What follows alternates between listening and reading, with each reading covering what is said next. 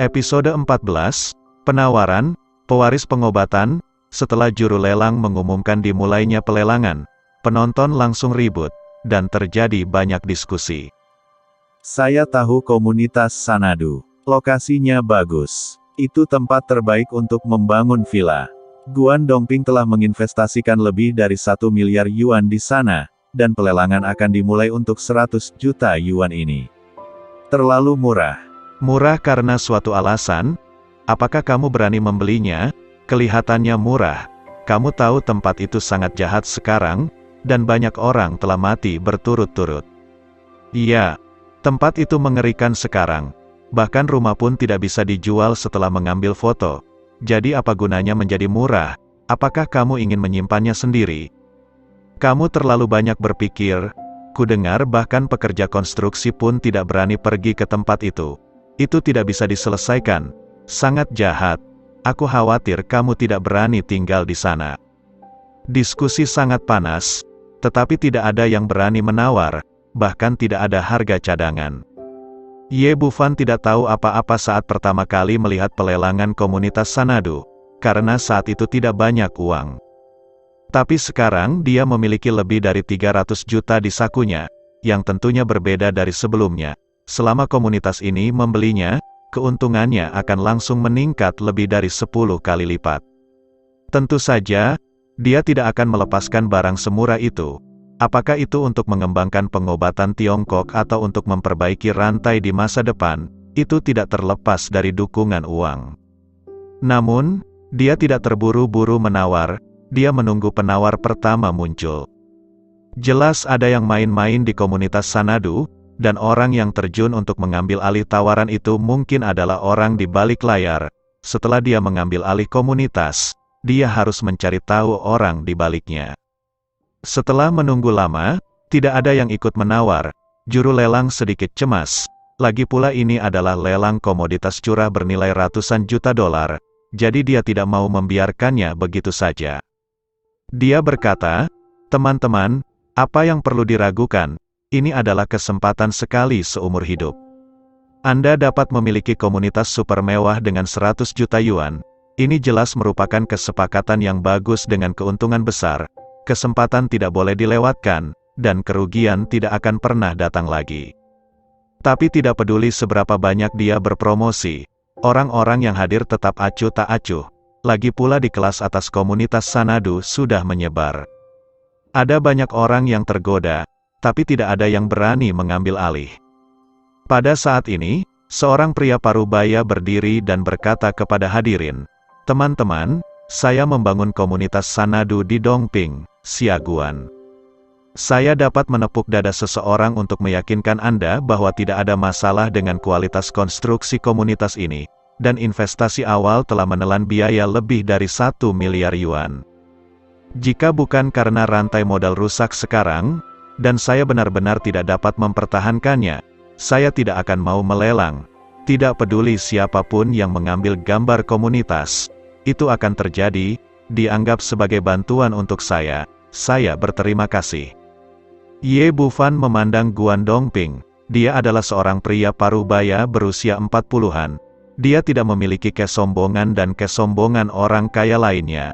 Sebaliknya, dia memiliki wajah yang setia. Saat ini, kata-katanya tulus dan ekspresinya gelisah. Jelas dia ingin sekali menjual komunitas ini. Meski banyak orang yang bersimpati dengan Guan Dongping, simpati di mal adalah simpati, dan untung adalah untung. Jika masyarakat membelinya, akan dilempar ke tangannya, dan tidak ada yang akan bergerak. Tepat ketika semua orang mengira tidak ada yang akan membelinya dan juru lelang akan mengumumkan bahwa pelelangan telah berlalu, sebuah suara tiba-tiba berkata, "Karena bos Guan dalam masalah, saya, keluarga Luo, dapat membantu." Lagi pula, setiap orang akan menemui kesulitan, dan banyak teman memiliki banyak jalan. Luo Wentao yang berbicara, dan dia mengangkat plat nomor penawarannya dan berteriak, "Saya menawar 100 juta. Tuan muda Luo adalah pria yang baik. Pada saat kritis, dia membantu. Keadilan, Tuan muda Luo benar-benar terlalu benar. Jika dia tidak bergerak, Guan Dongping pasti tidak akan bisa menjual." Apa yang kamu tahu? Ada Tuan Xuanji di belakang keluarga Luo. Dia memiliki kemampuan untuk membantu, dan aku juga ingin membantu. Tetapi apakah aku punya nyali? Melihat seseorang akhirnya berpartisipasi dalam pelelangan, Guan Dongping berkata dengan rasa terima kasih, Tuan Muda Luo. Terima kasih Guan Anu. Luo Wentao melambaikan tangannya dan berkata, semua orang tinggal di lingkaran yang sama, jadi melakukan sedikit bantuan bukanlah apa-apa. Ye Bufan sedikit mengernyit. Dia sudah lama menebak bahwa komunitas Sanadu ada hubungannya dengan Guru Xuanji. Sekarang Luo Wentao mengambil alih tawaran itu. Dia pada dasarnya mengkonfirmasi tebakan ini. Dengan merangkai seluk-beluk hal-hal, mudah untuk melihat melalui konteksnya. Pertama, Guru Xuanji membuat ancaman ketika Guan Dongping mengambil alih komunitas, dan kemudian ketika konstruksi pihak lain hampir selesai dan uangnya hampir diinvestasikan, mereka membuat formasi pertemuan dan pembunuhan Xuanyin di sana. Biarkan komunitas Sanadu menjadi tempat mati yang tidak berani dimasuki siapapun, sehingga mereka bisa memetik buah persik dengan murah hati. Mudah ditebak apa yang terjadi selanjutnya. Pasti Guru Xuanji menggunakan pengaruhnya untuk menghilangkan pengaruh buruk dan memulihkan penjualan komunitas Sanadu. Saat itu, keluarga Luo hanya akan menginvestasikan sedikit uang, tetapi mereka akan dapat menghasilkan banyak uang. Semua investasi dan kerja keras Guan Dongping sebelumnya adalah membuat gaun pengantin untuk mereka. Sayang sekali hanya dia yang bisa melihat semua ini. Guan Dongping masih bersyukur saat ini. Melihat seseorang akhirnya menawarkan untuk mengambil tawaran, juru lelang menghela nafas lega, mengangkat palu lelang di tangannya dan berteriak, Tuan Luo menawar 100 juta koin huaxia, apakah ada tawaran? Saat dia mengatakan ini, dia sudah memutuskan di dalam hatinya bahwa tidak akan ada tawaran lain, kecuali keluarga Luo, yang berani mengambil alih lingkungan jahat ini. Yang lain juga berpikir begitu. Luo Wentao bergerak karena ada ahli misteri di belakang mereka, dan mereka tidak memiliki pendukung ahli di belakang mereka. 1 kali untuk 100 juta koin huaxia, 2 kali untuk 100 juta koin huaxia. Melihat juru lelang akan membuat keputusan akhir, mulut Luo Wentao menunjukkan kesombongan yang tak terlihat, dan pada saat ini, Ye Bufan mengangkat plat nomor di tangannya, saya akan menawarkan 150 juta.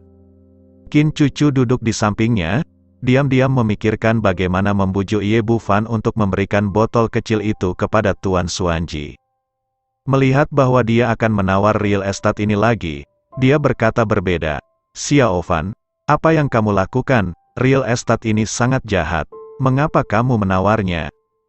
Yang lain juga cukup terkejut. Mereka tidak menyangka seseorang akan berani menawar real estate ini dengan Tuan Muda Luo. Dan ketika mereka melihat bahwa itu adalah Ye Bufan, tempat tersebut tiba-tiba menjadi hidup kembali. Siapa pemuda ini? Dia telah berbalik melawan Tuan Muda Luo satu demi satu. Apa yang dia coba lakukan? Mungkinkah melawan Qi? Tapi melawan Qi tidak memiliki metode bertarung seperti itu. Ini 150 juta yuan. Bahkan jika Anda punya uang, Anda tidak dapat membelanjakannya seperti itu. Ekspresi Luo Wentao menjadi gelap dalam sekejap. Orang ini baru saja mengambil apa yang diinginkan Tuan Xuanji, dan sekarang dia menawar untuk real estate ini lagi. Sepertinya dia akan melawannya sampai akhir. Dia menoleh untuk melihat Ye Bufan dan berkata, apa yang akan kamu lakukan? Ye Bufan berkata dengan ekspresi santai, ini adalah pelelangan. Tentu saja Anda berpartisipasi dalam pelelangan. Apakah itu berarti Tuan Muda Luo tidak akan membiarkan orang lain menawar? Luo Wentao menekan amarah di dalam hatinya, dan berkata dengan dingin, tahukah Anda apa yang terjadi pada komunitas Sanadu? Menurut Anda, apakah ada orang yang dapat mengambil alih real estate ini? Saya akan memberi Anda kesempatan untuk menarik harga penawaran sekarang. Jika tidak, tidak ada gunanya bagi Anda untuk menawar kembali. Dan keluarga Luo kami tidak akan berbaik hati untuk mengambil alih penawaran tersebut. Ye Bufan tersenyum dan berkata, apakah keluarga Luo sangat baik? Mengapa saya tidak melihatnya? Selain itu, saya telah mengucapkan kata-kata saya dan tidak pernah mundur. Karena saya telah membuat penawaran, saya tidak akan menariknya. Qin Cucu dengan cepat membujuk, "Xiao Fan, ini bukan waktunya untuk bertarung. Cepat dan dengarkan Tuan Muda Luo, dan tarik tawaran tadi." Menurutnya, alasan Ye Bufan menentang Luo Wentao di mana-mana adalah karena semangat juang, dan itu pasti ada hubungannya dengan dia. Memikirkan hal ini, dia merasakan rasa manis di hatinya. Sepertinya pria ini masih peduli padanya, dan dia sudah mulai cemburu pada dirinya sendiri. Ye Bufan berkata, "Saya tidak memiliki semangat juang, dan saya tidak akan menarik tawaran saya bodoh jika tidak membeli properti semurah itu." Luo Wentao berkata dengan marah, "Murah? Apakah menurut Anda semua orang bodoh? Hanya Anda yang tahu itu murah. Real estate ini sangat jahat. Keluarga Luo kami akan meminta guru Xuanji untuk membantu menyelesaikannya. Apa yang Anda miliki? Aku punya uang, bagaimanapun, aku baru saja memenangkan begitu banyak uang di kasino. Tidak ada gunanya menyimpannya di sakuku. Lebih baik membeli real estate dan pulang untuk bermain. Saya orang yang ramah, bukankah Tuan Muda Luo baru saja mengatakan bahwa saya membantu Tuan Guan?" Luo Wentao sangat marah hingga matanya berkobar, dan dia berani merasa bahwa orang ini tidak merasa kasihan menghabiskan uangnya sendiri. Qin Cucu berkata, "Xiao Fan, aku benar-benar tidak bisa membeli sebidang tanah ini, terlalu jahat." Ye Bufan menghentikan Qin Cucu, yang ingin membujuknya, dan berkata sambil tersenyum, "Jangan khawatir, sejak zaman kuno, kejahatan tidak pernah menekan orang benar. Saya adalah orang benar dengan keberuntungan, dan saya bahkan dapat menekan real estate yang paling jahat. Yah, mari kita lihat berapa lama keberuntunganmu bertahan." Luo Wentao mendengus dingin, duduk kembali di kursinya, dan berhenti menatap Ye Bufan. Tentu saja, dia tidak akan terus menaikkan harga. Keluarga Luo telah menghabiskan begitu banyak pemikiran. Tujuannya adalah untuk mendapatkan komunitas ini dengan harga murah dari Guan Dongping. Dan menurutnya, uang di tangan Ye Bufan juga miliknya. Jika mereka saling menawar, pada akhirnya akan lebih murah untuk Guan Dongping. Tunggu beberapa jam lagi sampai Tuan Xuanji meninggalkan bea cukai. Pada saat itu, real estate dan uangnya akan dimiliki oleh keluarga Luo. Melihat mundurnya Luo Wentao, juru lelang akhirnya merobohkan palu lelang setelah melalui formalitas, dan komunitas Sanadu menjadi milik Ye Bufan. Guan Dongping menandatangani kontrak transfer real estate dan mengirimkannya ke Ye Bufan. "Adik, terima kasih atas bantuanmu. Kamu menjual dan aku membeli. Ini bukan bantuan." Ye Bufan memiliki kesan yang baik tentang Guan Dongping, dan berkata, "Kakak Guan, jangan pergi. Kita akan berbicara setelah pelelangan selesai." Baiklah, saya tidak akan pergi. Saya akan menawar pada Zi keberuntungan itu nanti. Keberuntungan saya akhir-akhir ini sangat buruk. Saya ingin mengubah keberuntungan saya fix silaturahmi. Guan Dongping kembali ke tempat duduknya setelah berbicara. Qin Cucu melirik kontrak di tangan Ye Bufan, dan berkata dengan kesal, "Xiao Fan, kamu sangat impulsif. Bahkan jika uang itu dimenangkan, kamu tidak dapat membelanjakannya seperti ini. Sekarang Anda memiliki komunitas Sanadu di tangan Anda, akan sulit untuk menjualnya." Luo Wentao mendengus dingin, "Ketika kamu ingin menjualnya lagi, keluarga Luo kami bahkan tidak menginginkan 10 juta yuan." Ye Bufan berkata dengan nada menghina, 10 juta, maka kamu bahkan tidak akan bisa membeli rumah dariku.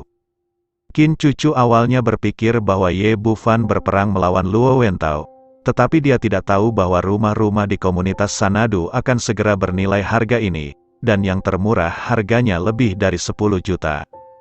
Luo Wentao tidak berbicara lagi, tetapi kebencian di hatinya sedikit meningkat. Sekarang dia berharap guru Xuanji akan segera meninggalkan ujian dan membunuh orang ini secara langsung. Lelang berikutnya berjalan lancar. Satu demi satu barang antik diperoleh oleh pedagang kaya lainnya, dan segera tibalah barang lelang terakhir, manik Zi keberuntungan yang dibuat oleh guru Xuanji sendiri. Nyatanya, banyak orang saat ini datang untuk mendapatkan manik ini, ingin mengambilnya kembali untuk meningkatkan keberuntungan mereka. Di akhir pelelangan, semua orang sangat bersemangat, menantikan untuk melihat manik Zi yang langka ini. Di tengah semua perhatian, seorang pelayan berjalan ke meja depan dengan nampan yang ditutupi kain merah. Meski isinya tidak bisa dilihat dengan jelas, semua orang tahu itu adalah manik-manik Chongbao Hongyunzi. Pada titik pelelangan ini, juru lelang juga menjadi bersemangat, dan berkata kepada hadirin, "Semuanya, saya tidak perlu memberitahu Anda, semua orang tahu apa lot berikutnya. Saya tidak akan berbicara tentang Guru Xuanji, semua orang tahu reputasinya sebagai orang tua. Manik keberuntungan Zi ini adalah harta karun yang dibuat oleh Guru Xuanji selama 3 tahun dengan tangannya sendiri. Siapapun yang mengundangnya kembali dapat memperkuat tubuhnya dan meningkatkan keberuntungannya. Mereka yang pejabat akan dipromosikan, dan mereka yang berbisnis akan mendapatkan banyak uang setiap hari." Dia ingin berbicara lebih banyak, tetapi para tamu yang hadir tidak sabar, dan seorang pria gemuk besar di barisan depan berteriak, "Oke, jangan bicara lagi, mari kita lihat wajah sebenarnya dari bola ini, kita tidak bisa menunggu lebih lama lagi." "Baiklah kalau begitu, biarkan semua orang melihat harta karun yang dihasilkan oleh Tuan Xuanji sendiri." Puas dengan efek di depannya, juru lelang mengulurkan tangannya dan melepas kain merah di atas nampan. Dalam sekejap, sebuah manik cerah muncul di depan semua orang. Manik-manik ini seukuran kuning telur, dengan tubuh bulat, dan pancarannya terus-menerus mekar. "Ya Tuhan, ini manik Zi keberuntungan, sangat indah. Tidak peduli berapa biayanya, aku akan mengambilnya kembali. Aku ingin manik ini, meskipun sedikit lebih mahal, tapi dengan itu, kamu akan beruntung, dan dengan keberuntungan, kamu bisa menghasilkan lebih banyak uang." Melihat hadirin yang bersemangat, juru lelang berkata, "Karena semua orang telah melihat manik-manik Zi keberuntungan, mari kita mulai pelelangan. Harga awalnya adalah 10 juta, dan harga akan meningkat tidak kurang dari 1 juta setiap kali. Mari mulai menawar sekarang. $1.500, 20 juta, 25 juta. Setelah pelelangan Hongyun Tianzu, harganya melambung tinggi. Semua orang mengangkat plat nomor mereka untuk menawar, dan mencapai 50 juta dalam beberapa menit. Perlu Anda ketahui bahwa lelang tersebut masih berlangsung hingga saat ini, dan sebagian besar lot telah terjual dengan harga 1 juta, meskipun komunitas Sanadu menjual 150 juta, itu adalah penjualan yang merugi, yang sama sekali berbeda dengan lot lainnya. Pada saat ini, sebuah manik langsung menawar 50 juta yuan, yang menunjukkan rasa hormat semua orang kepada Guru Xuanji. Pada saat ini, Ye Bufan telah melihat manik-manik di atas panggung dengan jelas, dan seringai muncul di sudut mulutnya. Ini sama sekali bukan yang disebut manik Zi keberuntungan, tetapi hanya manik biasa, yang disebut Tuan Xuanji telah menghabiskan waktu 3 tahun untuk membuatnya. Itu semua adalah tipuan untuk menipu orang. Alasan tampilannya cantik adalah karena mantra bercahaya kecil yang telah ditambahkan padanya. Mantra semacam ini tidak memiliki kekuatan ofensif sama sekali, dan tidak ada biksu yang bahkan mau mempelajarinya pada hari kerja. Tetapi sekarang mereka menaruhnya di atas manik-manik dan memamerkannya, dengan tujuan menipu uang orang-orang ini. Lagi pula, tidak ada yang bisa mengatakan dengan pasti tentang keberuntungan. Jika Anda mengambilnya kembali dan Anda beruntung, maka manik Zi keberuntungan berguna. Jika Anda tidak beruntung, mereka yang ahli secara alami akan muncul dengan banyak ucapan untuk Anda. Dia bisa melihat melalui, orang lain tidak bisa melihat ini. Qin cucu di sebelahnya tampak bersemangat, dan akhirnya bergerak pada saat ini, mengangkat plat nomor di tangannya dan berteriak, "Saya akan menawarkan 60 juta. Pria gemuk itu tidak menunjukkan tanda-tanda kelemahan, "Saya menawarkan 70 juta. 80 juta, penawarnya adalah Guan Dongping, yang diam selama ini, dan dia juga ikut lelang saat ini. 80 juta, setelah harga diumumkan, tempat tersebut terdiam sesaat. Jelas, harga lelang Hongyun Tianzu telah melebihi anggaran kebanyakan orang. Meskipun orang-orang ini sangat ingin membawa pulang harta karun itu, kantong mereka tidak mengizinkannya. Pria gendut yang tadi berteriak-teriak sempat ragu sejenak, namun akhirnya meletakkan plat nomor di tangannya dan tidak melanjutkan menawar. Qin cucu tidak berniat untuk menyerah sama sekali. dan hendak menaikkan plakatnya untuk menawar lagi. Tetapi Ye Bufan menghentikannya dan berkata, "Cucu, lupakan saja, jangan menawar lagi untuk hal ini." "Kenapa? Ini manik Zi keberuntungan, ayahku bilang aku harus mengundangmu kembali." Tujuan kunjungan Qin Cucu hari ini adalah Fortune Zi, jadi tentu saja dia tidak akan menyerah begitu saja. Ye Bufan berkata, "Ini hanya manik biasa, bahkan tidak bernilai 800 yuan. Setelah dia selesai berbicara, Luo Wentao yang berdiri di sampingnya tiba-tiba berdiri, dan dengan marah berkata, "Nak, apa yang kamu tahu? Tahukah Anda bahwa ini adalah harta karun yang dibuat oleh Guru Xuanji? Apakah Anda, orang biasa, dapat mempertanyakan Guru Xuanji?" Saat Ye Bufan hendak berbicara, Qin Cucu buru-buru menghentikannya. "Oke, Xiao Fan, jangan bicara lagi, apapun yang terjadi, aku akan mengambil kembali Fortune Zi ini." Setelah berbicara, dia kembali mengangkat plat nomor di tangannya tanpa ragu. "Saya menawarkan 90 juta. Meskipun yang lain mendengar kata-kata Ye Bufan, mereka semua menganggapnya sebagai anak yang sombong, dan tidak ada yang mempercayainya. Guan Dongping mengangkat plat nomor di tangannya tanpa ragu, 100 juta koin Huaxia. Dia tidak percaya pada Feng Shui sebelumnya. Tetapi akhir-akhir ini, nasib buruk terus berlanjut, terutama kecelakaan beruntun di komunitas Sanadu, yang membuatnya segera mengubah pandangannya. Sekarang dia sangat ingin mengandalkan manik Zi keberuntungan ini untuk membalikkan kekayaannya. Itulah sebabnya dia melelang Sanadu hari ini. Inia Qin Cucu sedikit tercengang. Meskipun dia yakin akan mendapatkan Zi Hongyun, keluarga Qin jelas meremehkan nilai bola ini dan hanya menyiapkan 100 juta yuan di muka, yang jelas tidak cukup sekarang. Meskipun keluarga Qin adalah konsorsium besar bernilai puluhan miliar, baru-baru ini investasi besar terjadi untuk menghabiskan modal kerja, dan dana lainnya belum kembali, sehingga uang yang ada tidak cukup.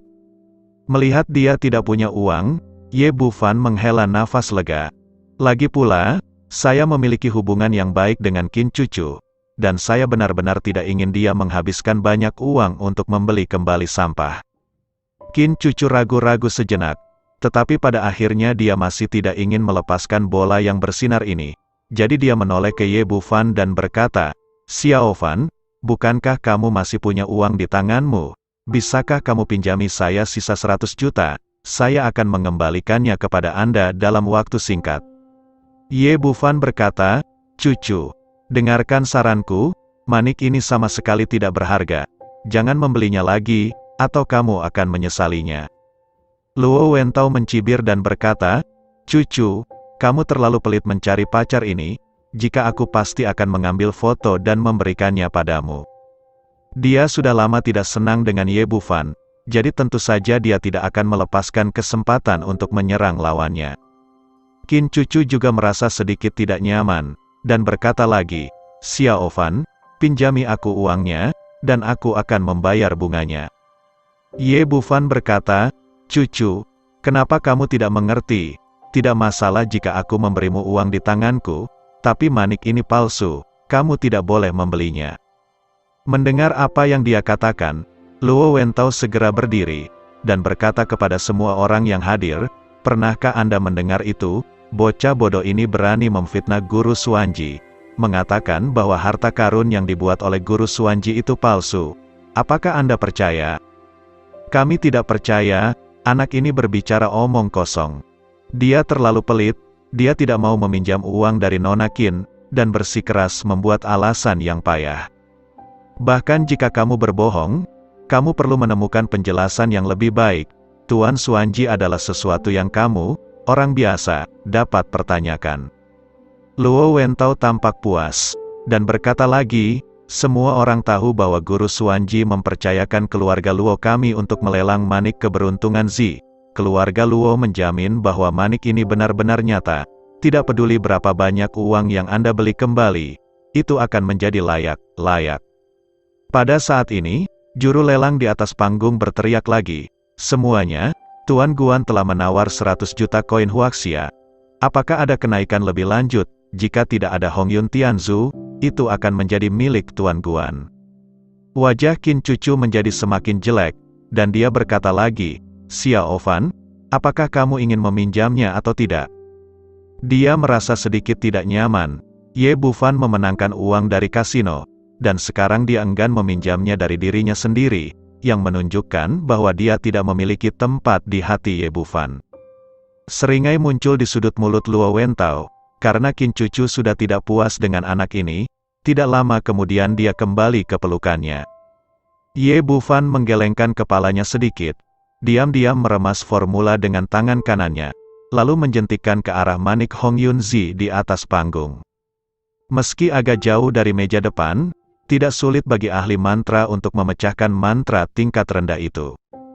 Setelah menyelesaikan ini, dia berkata, "Lihat benda itu, apakah kamu yakin ingin membelinya?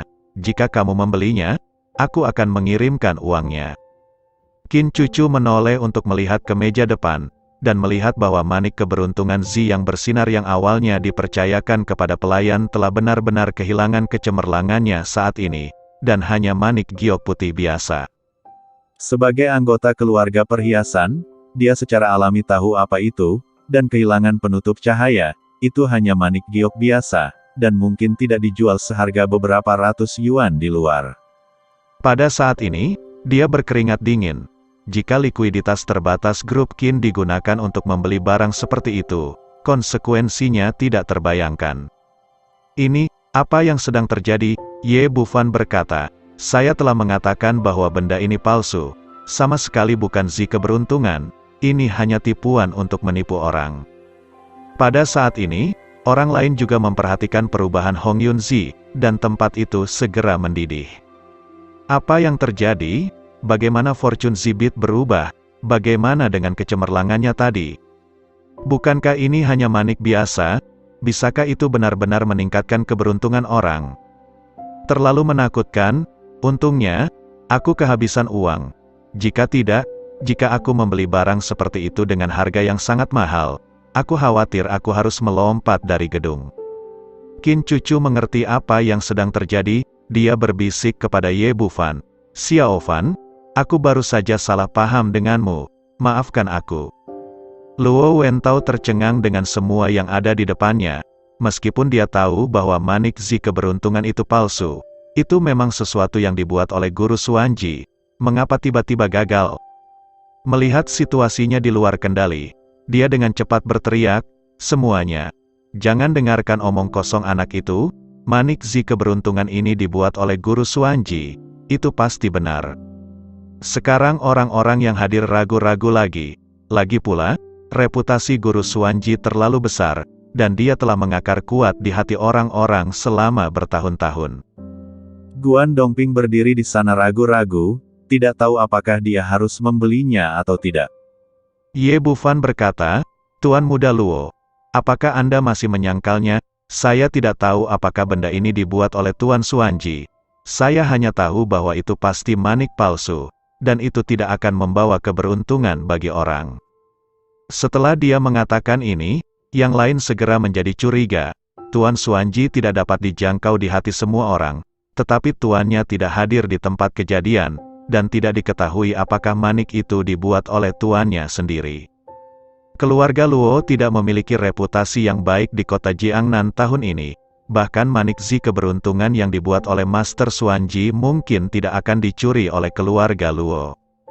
Selain itu, manik-manik yang kehilangan kilaunya ditempatkan di sana, sehingga semua orang yang hadir langsung kehilangan kepercayaan diri.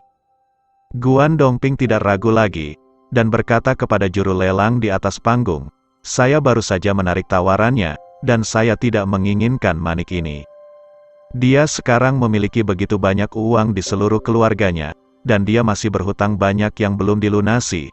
Jika manik Hong Yunzi itu asli, itu akan baik-baik saja, membelinya kembali dapat mengubah keberuntungan. Tapi yang di depannya jelas bukan harta karun, dan bahkan lebih kecil kemungkinannya untuk membantunya membalikkan kekayaannya." Luo Wentao berkata dengan wajah cemberut, "Tuan Guan, ini pelelangan. Karena Anda baru saja mengajukan penawaran, mungkin tidak tepat untuk menariknya sekarang, bukan?" Guan Dongping berkata, "Palunya belum dipalu. jadi itu tidak dianggap sebagai lelang yang sukses, dan keluarga Luo Anda harus tahu apa yang terjadi dengan barang ini. Anda tidak akan pernah membiarkan saya membeli yang palsu dengan 100 juta Huaxia koin. Setelah berbicara, dia mengabaikan Luo Wentao, berbalik dan berjalan keluar dari tempat tersebut. Bagaimanapun, uang dari lelang komunitas Sanadu tadi sudah ada di sakunya, dan keluarga Luo tidak bisa datang dan mengambilnya. Hongyun Tianzu awalnya adalah item terakhir dalam pelelangan. Setelah Guan Dongping pergi, yang lain tidak tertarik untuk tinggal dan meninggalkan tempat pelelangan satu demi satu. Pada akhirnya, hanya Luo Wentao yang berdiri di sana dengan ekspresi muram. Awalnya, keluarga Luo berencana menghasilkan banyak uang dengan mengandalkan manik zi keberuntungan, tetapi hancur karena kata-kata Ye Bufan. Orang ini menamparkan wajahnya di kasino, memenangkan lebih dari 300 juta, merebut botol yang diminta guru Suanji, dan memotong komunitas Sanadu di tengah jalan, dan sekarang dia menghancurkan rencana penjualan Tianzu. Dia hanyalah Tuhan dikirim ke melawan dirinya sendiri. Jika ini bukan Paradise Club dengan banyak orang, dia benar-benar ingin Ye Bufan segera diretas berkeping-keping. Tuan akan meninggalkan level, biarkan aku melihat berapa lama kamu bisa bangga. Sebuah cahaya ganas melintas di mata Luo Wentao, dan kemudian dia keluar dari tempat tersebut. Lagi pula, pelelangan itu baru acara pertama hari itu, dan akan tiba pada waktu yang dijadwalkan untuk pembukaan pameran batu kasar, jadi dia masih perlu menjadi tuan rumah. Ye Bufan dan Qin Cucu meninggalkan tempat pelelangan. Guan Dongping menyapa mereka begitu mereka pergi, dan berkata dengan tulus, "Kakak Ye, terima kasih banyak." Dia memang sangat berterima kasih kepada pemuda di depannya, tidak hanya membeli real estate-nya dengan harga tinggi 150 juta, tetapi juga menyimpan uang di sakunya agar tidak terbuang percuma. Kalau tidak, jika saya benar-benar membeli kembali manik palsu itu seharga 100 juta, saya khawatir saya akan gantung diri. Kamu tidak harus bersikap sopan tentang masalah sekecil itu, Ye Bufan berkata, "Kakak Guan, aku hanya ingin mengobrol denganmu." Guan Dongping berkata, "Kakak Ye, kamu dapat berbicara tentang apapun yang kamu inginkan. Lagi pula, aku sendirian sekarang, dan aku tidak melakukan apa-apa sepanjang hari." Qin Cucu berkata, "Xiao Fan, Anda dapat berbicara dengan Tuan Guan terlebih dahulu, dan saya harus pergi ke tempat batu asli untuk melihatnya. Dia datang ke sini hari ini terutama untuk dua tujuan. Satu untuk manik zi keberuntungan, dan yang lainnya untuk membeli batu kasar untuk grup Qin." Tepat setelah menerima telepon, beberapa penilai harta karun dari grup Qin sudah menunggu di tempat batu kasar. "Baiklah kalau begitu, aku akan mencarimu nanti." Setelah Ye Bufan selesai berbicara, dia menyeret Guan Dongping ke bangku di sebelahnya dan duduk. Guan Dongping bertanya, "Kakak Ye, jika ada yang ingin kau katakan, katakan saja." Ye Bufan berkata, "Kakak Guan, kamu telah berinvestasi begitu banyak di komunitas ini, dan sekarang kamu melelangnya, bukankah itu kerugian?" Guan Dongping berkata dengan senyum masam, "Real estate ini benar-benar kehilangan uang. Saya telah bekerja keras di industri konstruksi sepanjang hidup saya, dan sekarang saya telah kehilangan semua uang saya. Tapi mau bagaimana lagi? Apalagi penjualan, konstruksi pun tidak bisa dilakukan, dan tidak ada pekerja yang berani bekerja di sana. Saya juga dapat melihat bahwa tempat itu memang sangat jahat, dan kecelakaan akan menimpa para pekerja ketika mereka tiba, dan saya tidak tega membiarkan mereka pergi lagi. Meskipun real estate tidak dapat dilanjutkan lagi, saya masih harus membayar gaji yang terutang kepada para pekerja, jadi saya mengeluarkannya untuk pelelangan yang merugi. Saya awalnya berpikir bahwa saya dapat menjual paling banyak 100 juta koin Huaxia, dan mengambil 50 juta untuk membayar para pekerja, dan 50 juta lainnya untuk membeli Hongyun Tianzu fiksi silaturahmi. Tapi saya tidak menyangka adik laki-laki itu menawar begitu tinggi, yang tiba-tiba membuat saya lebih banyak dana." Ye Bufan mengangguk. Dia membaca Guan Dongping dengan benar. Dia masih berpikir untuk membayar para pekerja di saat yang sulit. Karakter seperti ini sangat berharga. Setelah narasi selesai, Guan Dongping bertanya, "Kakak Ye, apa yang akan kamu lakukan setelah memotret real estate?" "Saya ingin membangun tempat ini menjadi kawasan pemukiman mewah teratas di Tiongkok." Ye Bufan berkata, "Kakak Guan, saya hanya seorang dokter dan saya tidak tahu apa-apa tentang industri konstruksi. Jadi saya ingin Anda datang dan membantu saya terus membangun komunitas Sanadu. Jika Anda mau, saya akan memberi Anda 20% saham. Bagaimana menurut Anda?" Dia yakin bahwa dia akan membangun tempat ini menjadi tempat tinggal terbaik dengan setiap jengkal tanah dan emas. Memberi Guan Dongping 20% saham akan jauh melebihi biaya investasi awal komunitas, dan itu dapat dianggap sebagai semacam kompensasi untuk pembelian harga rendah hari ini. Guan Dongping berkata, "Saudara Ye, bukannya saya tidak akan membantu Anda. Saya sudah memberitahu Anda tentang situasinya barusan. Komunitas Sanadu benar-benar terlalu jahat. Tidak ada cara untuk membangunnya. Jika tidak, saya akan melakukannya. Jangan jual rugi. Jangan khawatir tentang ini. Aku sudah mengetahui situasinya di sana, dan aku bisa menyelesaikan masalahnya." Saat itu, Saudara Guan hanya perlu bertanggung jawab membawa orang untuk pembangunan, dan tidak akan ada lagi kecelakaan. Guan Dongping berkata dengan tidak percaya, "Kakak Ye, apakah kamu bercanda?" Ye Bufan berkata, "Tentu saja tidak. Apakah menurutmu aku bisa mengambil uang sebanyak itu sebagai lelucon? Tapi saya juga menemukan banyak biksu dan pendeta Tao di komunitas Sanadu sebelumnya, dan mereka tidak bisa berbuat apa-apa. Apakah Anda yakin bisa menyelesaikannya?" Ye Bufan berkata, "Saudaraku Guan, sejujurnya, aku sudah pernah ke komunitas. Tempatmu awalnya adalah tempat dengan feng shui yang bagus, tapi sayang sekali seseorang merusaknya kemudian, jadi kecelakaan terjadi satu demi satu." "Sudah dirusak?" Guan Dongping berkata dengan wajah terkejut. "Saya telah melakukan bisnis selama bertahun-tahun secara harmonis untuk menghasilkan uang.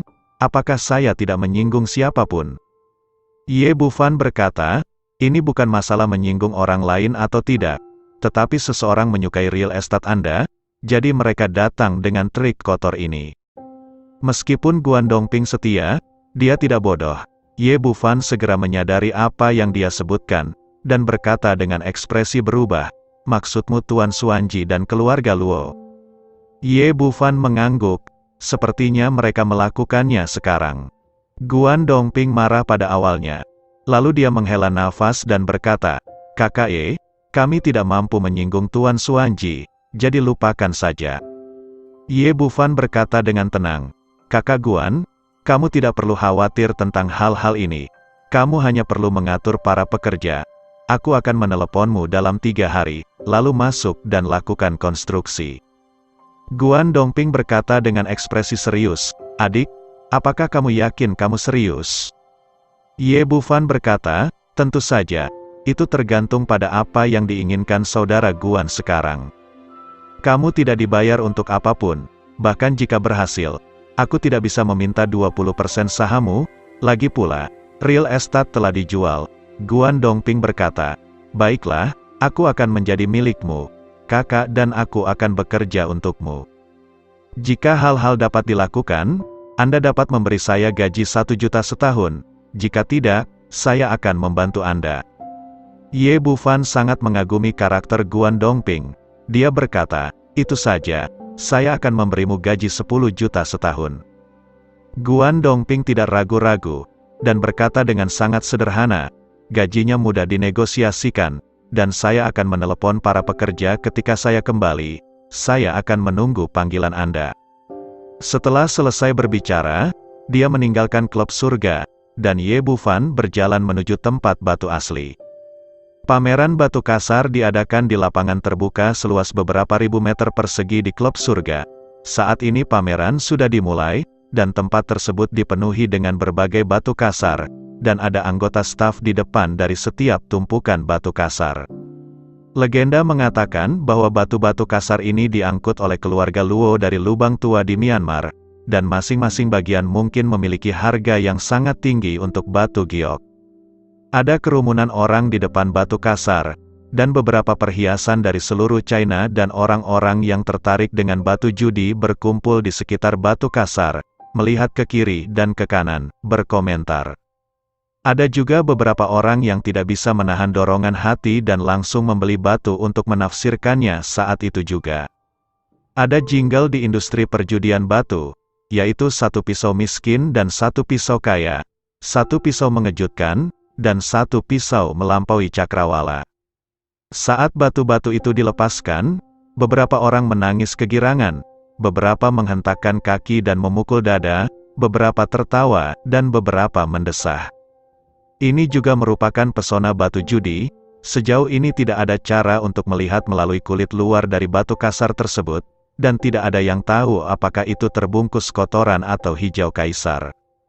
Ye Bufan berjalan maju dengan arus orang, dan dia menemukan bahwa batu kasar ini, yang dikatakan tidak bisa ditembus dengan cara apapun, tidak memiliki kemampuan menghalangi di depan kesadaran spiritualnya. Sepanjang jalan, batu mana yang memiliki zamrud di dalamnya? Apakah zamrud itu merah atau hijau, besar atau kecil, semuanya bisa terlihat dengan jelas. Ini membuatnya sangat bersemangat. Saat ini tempat batu kasar adalah mesin uang baginya, dan tidak ada kesulitan dalam berjudi di atas batu. Jika dia mau, dia bisa sepenuhnya menghapus batu kasar yang nilainya 2 kali lipat di sini. Namun, dia tidak ingin membuatnya terlalu jelas.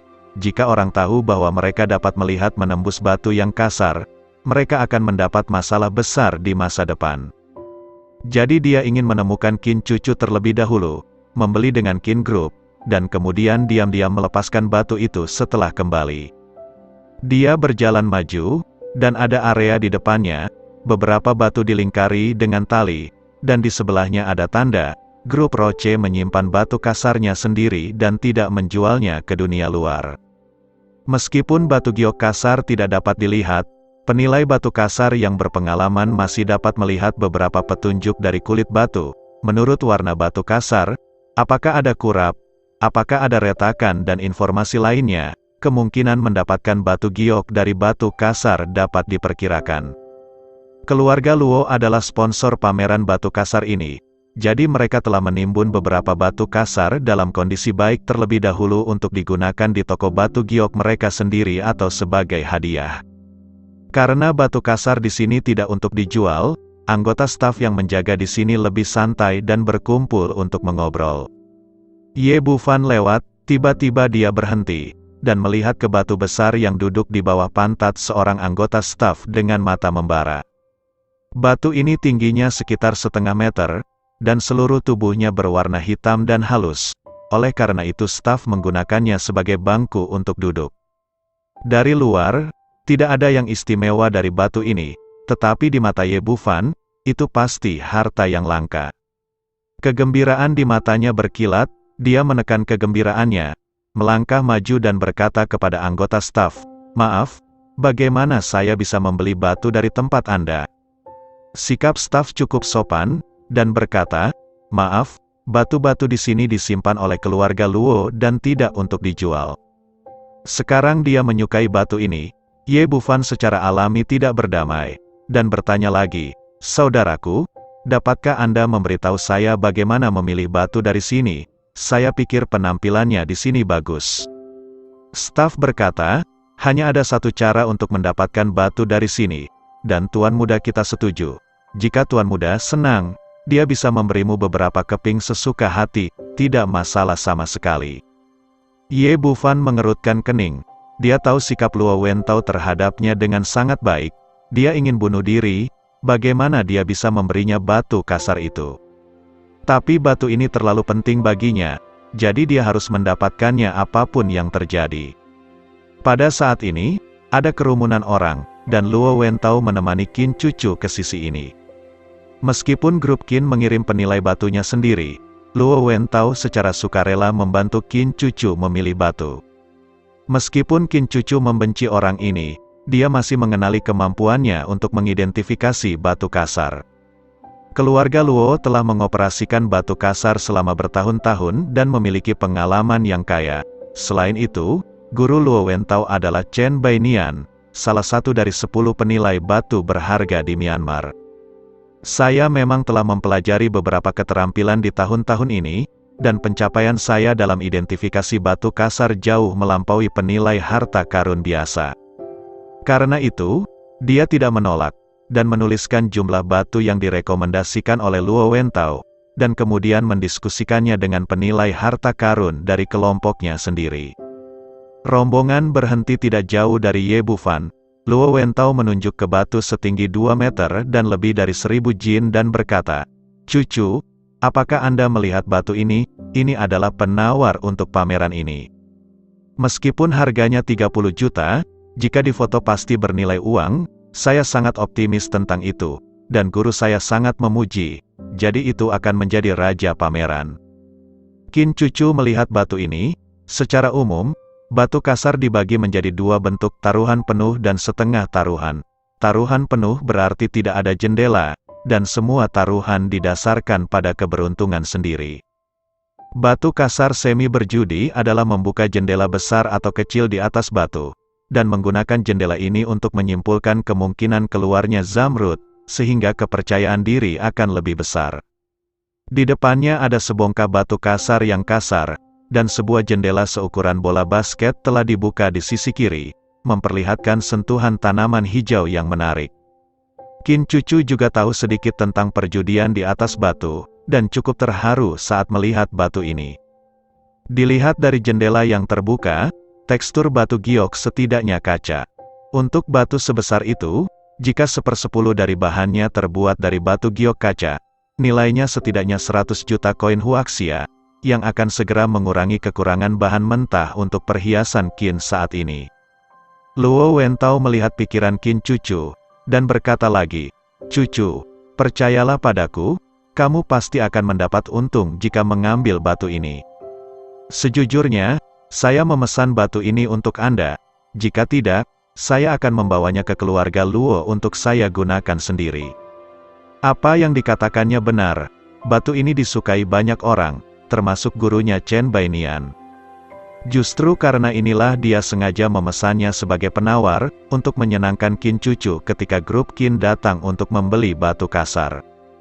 Mendengar pemilik pameran begitu optimis, banyak orang berkumpul di sekitar batu ini dan mengomentarinya.